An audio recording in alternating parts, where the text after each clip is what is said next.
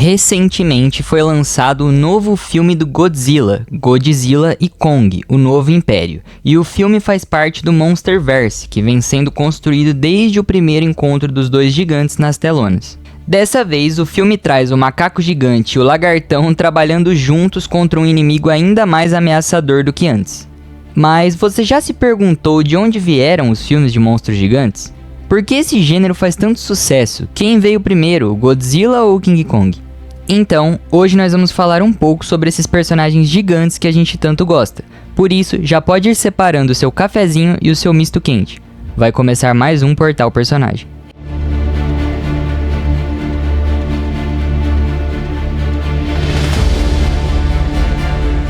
Recentemente, o monstro gigante Godzilla tem ganhado muito espaço nos cinemas. Em grande parte, esse sucesso vem da criação do Monsterverse, que é basicamente um universo compartilhado dos monstros gigantes no cinema e agora também na TV. Para você entender melhor, é quase a mesma fórmula que a Marvel repetiu esses anos todos, quando ela fez com que filmes de diferentes heróis se passassem uma mesma realidade. Sendo assim, foi o que a Warner fez criando o Monsterverse, colocando o Godzilla e o King Kong como seus principais protagonistas.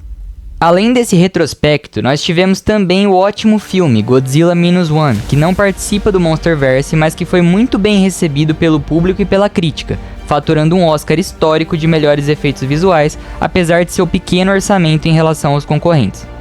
Mas agora falando especificamente da origem dos monstros gigantes, de onde esses caras vieram? Bem, no cinema, o primeiro filme que se tem notícia que utilizou essa temática mais próxima do que conhecemos hoje foi o filme O Mundo Perdido, lançado em 1925 e que falava sobre dinossauros gigantes que habitavam a floresta amazônica.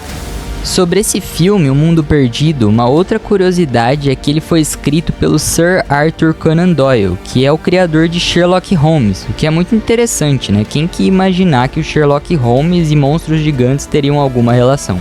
Os efeitos especiais do filme foram feitos em stop motion, ou seja, utilizando modelos de massinha e animação para construir os personagens gigantescos. O responsável por essa parte foi o Willis O'Brien, que mais tarde ficou encarregado de fazer os efeitos visuais do que é considerado por muitos como sendo de fato o primeiro filme do gênero de monstros gigantes.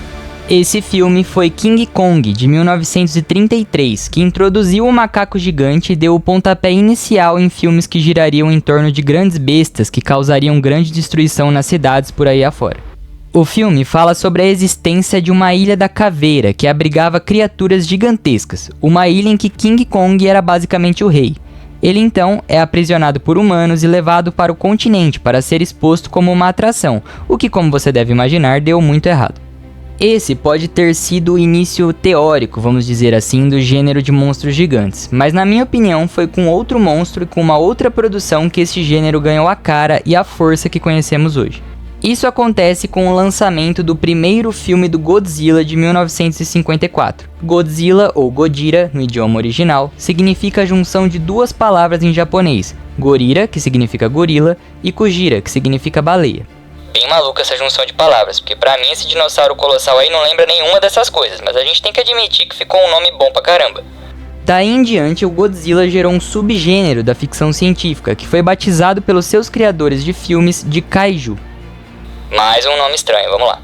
Kaiju significa, na tradução literal do termo, besta estranha.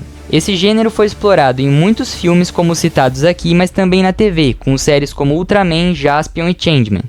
Mas você deve ser mais habituado com a versão ocidental desse tipo de seriado, mas que compartilha de praticamente todas as suas convenções. Essa série se chama Power Rangers, que eu tenho certeza que você assistia muito quando era criança. Isso tudo é bem interessante, principalmente se a gente analisar que foi a partir do Godzilla que os limites da ficção científica foram de fato ampliados. Com o King Kong até que havia um certo quê de ficção científica no filme, com a Ilha das Criaturas Colossais e tudo mais. Mas é com o Godzilla que essa relação fica de fato mais forte. É a partir dele em que a associação da bomba atômica e da tragédia atômica que aconteceu em Hiroshima e Nagasaki com a criação do monstro. E isso é muito importante porque é a partir desse momento que vemos o nascimento de uma criatura colossal e apocalíptica por culpa de uma ação humana. Isso traz um forte tom de crítica no filme, com o Godzilla sendo essa representação física do apocalipse e da destruição em si.